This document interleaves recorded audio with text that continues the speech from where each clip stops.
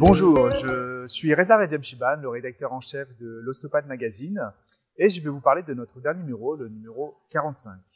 Alors, dans ce numéro, il y a 3 temps forts. Le premier temps fort porte sur le symposium d'ostéopathie de Bordeaux, qui avait pour thème l'infertilité masculine et féminine.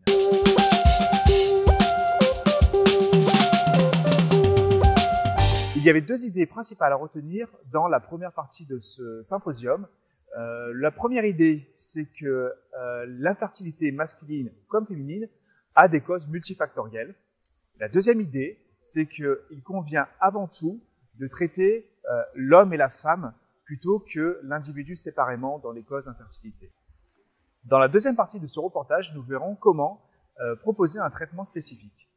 Il s'agit d'abord d'impliquer le couple dans le traitement et d'identifier la demande pour poser le bon diagnostic. On verra que la demande, c'est pas quelque chose de si facile à clarifier auprès des hommes et des femmes quand il y a des problèmes d'infertilité qui se posent.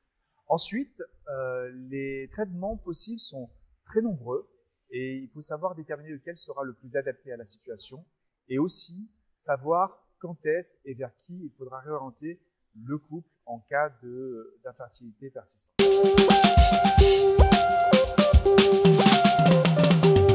Le deuxième volet de ce numéro, et nous l'avons titré « Crise épidémique, repenser le lien thérapeutique ». Durant le mois d'avril, en plein confinement, les rédactions de Prism et d'Ostéopag ont voulu donner la parole à leurs lecteurs. Nous avons voulu savoir comment vous avez vécu cette période de confinement et quelles ont été les conséquences sur votre pratique quotidienne.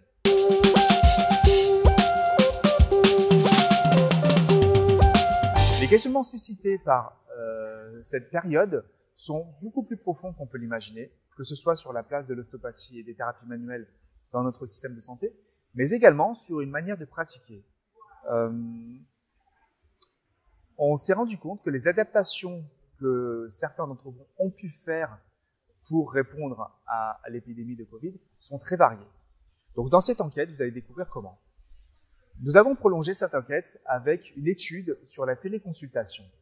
Alors quand on dit téléconsultation et qu'on l'associe à ostéopathie ou thérapie manuelle, ça coince. On a du mal à imaginer vraiment comment on peut lier les deux. Et pourtant, vous êtes nombreux à avoir su saisir des opportunités dans cette contrainte qui s'est posée à vous de pouvoir accueillir vos patients d'une manière différente. Donc nous avons questionné, nous avons mené une enquête, nous avons fait un sondage auprès de milliers de thérapeutes manuels pour savoir comment ils avaient abordé la téléconsultation et ce qu'ils avaient pu en tirer. Et ce qu'on peut conclure, c'est que c'est beaucoup plus intéressant et pratique qu'on peut l'imaginer. Il s'agit, pour pouvoir intégrer la téléconsultation dans votre pratique, d'élargir votre dimension thérapeutique au-delà de la simple intervention. Voilà. Je ne vous en dis pas plus, vous allez découvrir des choses très intéressantes dans ce reportage.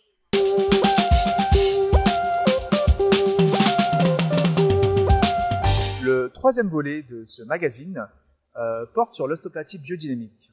Pour aborder la dimension sensorielle de l'ostéopathie dynamique, je me suis immergé dans une formation professionnelle, celle qui est proposée par Pascal Ancelin. Donc pendant 2 fois 4 jours, j'ai suivi des ostéopathes et d'autres thérapeutes dans leur découverte, apprentissage ou approfondissement de l'ostéopathie biodynamique.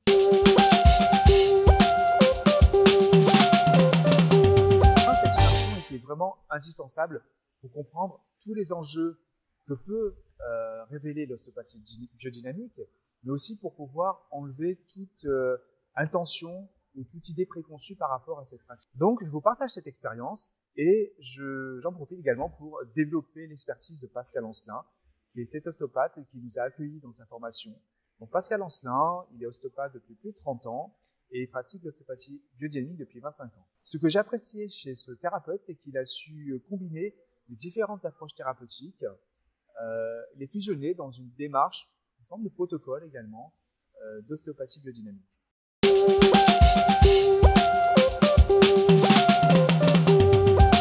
Voilà donc la promesse estivale de ce numéro 45 de l'Ostéopathe Magazine, qui débute par un édito qui aborde la question du racisme dans notre société. Le racisme, c'est une véritable pandémie, et aujourd'hui, on voit beaucoup de mouvements de citoyens qui s'élèvent contre le racisme, qui essaient de faire changer les choses. Et c'est important de ne pas oublier, en effet, ces problèmes de société, alors que l'épidémie de Covid a un peu pris le dessus sur toutes nos informations. Voilà, je vous souhaite un très bel été à toutes et à tous. Merci.